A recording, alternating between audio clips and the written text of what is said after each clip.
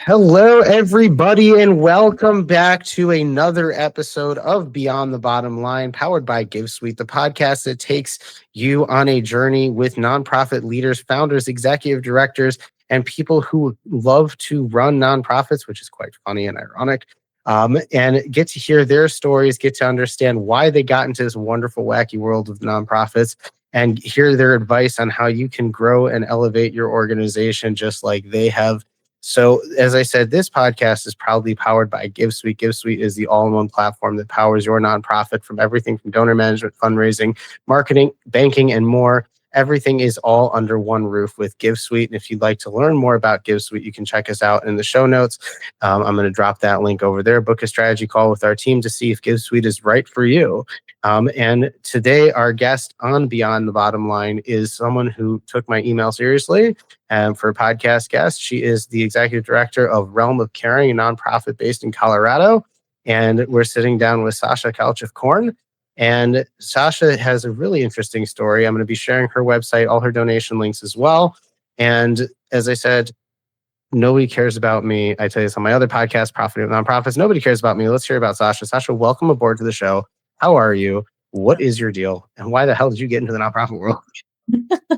Well, that's a great introduction, Sean. And thank you for having me. And I was excited to see your email and happy to be here. And just thanks for hosting me and hosting Realm of Caring. I was really interested in nonprofit work. I was back when I was living in New York City, and I was kind of in a corporate world. And I really wanted to get out and help people. And so I took a volunteer trip to Uganda and for a health initiative nonprofit. So we, took Depo-Provera shots to rural areas and condoms, and we sold malaria nets. And I lived in a schoolhouse, and I just thought, this is where I'm supposed to be. I'm supposed to be in nonprofit work, filling in the gaps where government isn't helping countries, cities, states, whatever it might be. And so that took me to Colorado, where I took a master's degree in international human rights. So I could focus on nonprofit management and really beef up my skills in that area. Nice. So then how did you end up starting Realm of Care? How did this all come about? Like, once you moved out to Colorado, once you realized, wait a minute, I want to actually work in nonprofits. And so how did this whole thing come about with the organization? So, the organization was founded officially in 2013. I came on board in 2019. However, I had known about the organization prior to hopping on. So our two founding mothers started Realm of Caring to be a lifeline for people who were out of options in very medically fragile communities. I became introduced to Realm of Caring around 2014 when I was actually working as a therapist for autistic kiddos. While I was in school, I also had this part-time job where I was an in-home therapist. And one of the kiddos I was providing therapy for, her and her mom had moved out to Colorado to access cannabis, high CBD specifically, to help reduce her seizures. Her mom moved out through Realm of Caring and was a volunteer in helping getting it going. And so I had known about the organization for a long time, but it wasn't until 2019 I was in education. And at that point I thought, I need to get back into the nonprofit world, and where I would get pulled out and then, pulled back in. It's addictive like that, I think, just helping people. Yeah, but then I joined as a care specialist in 2019. I was on the phones helping people. And then I stepped into the role of executive director in 2022. That's pretty cool. I mean, wow, you've kind of gone the full gamut within the organization. Volunteer, then care specialist, and then running the place. So how did that journey feel for you? Meaning, you came in basically on the ground, coming at the lowest end and making your way up. How'd that feel for you, and how'd that journey work out? I felt that I had a lot to offer coming in, and I wanted to give all I could to the organization. I really believed in the mission. I believe in health equity and medical autonomy. And also, when you recognize or when you see the vulnerability of sick kids and the help and the life that can be brought back into them from a plant-based botanical with little to no side effects, it's like, you can't not believe in this.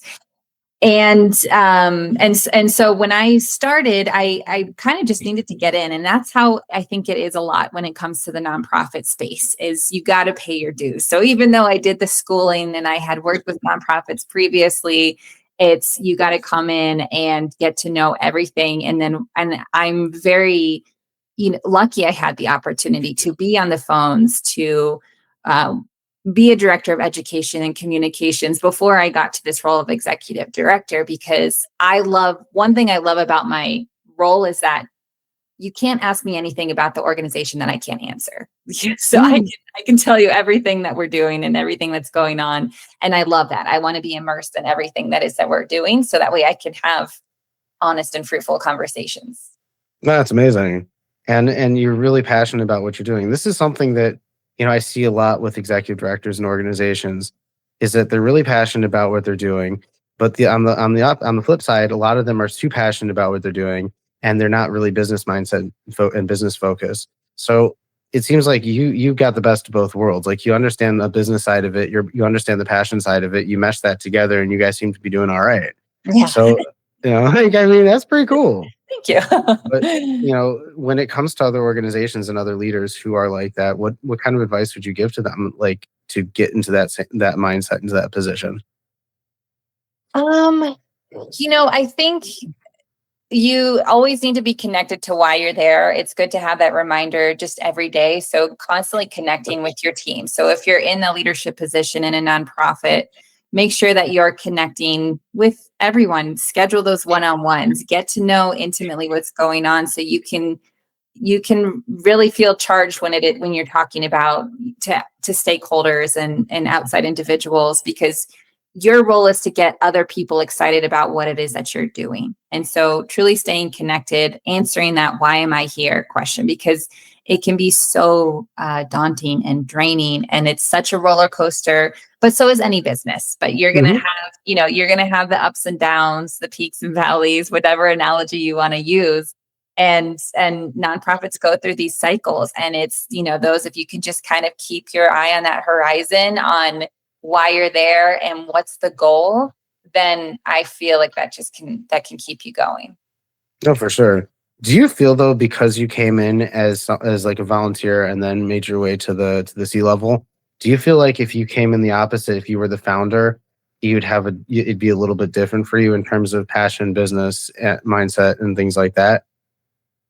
Yeah, I think and I'm also lucky because one of our founders is still our board chair, and she is a great mentor, and she gives a lot of really good advice and is just someone I can go to and lean on, especially when I'm in the weeds and it becomes super difficult and you have policy you're dealing with, and you have the stakeholders and the constituents who you don't want to fail them. And so having her to come back to for just that, I think she would call it like fairy dust, just like the sprinkle a little bit of fairy dust to say, this is why I started this. This is why we're here. Let's get back to our roots, and just have that refreshing reminder. It's helpful. But there is that difference, because if you are the founder, it is your baby, and you want to trust who you hand it off to when you bring in a new executive director.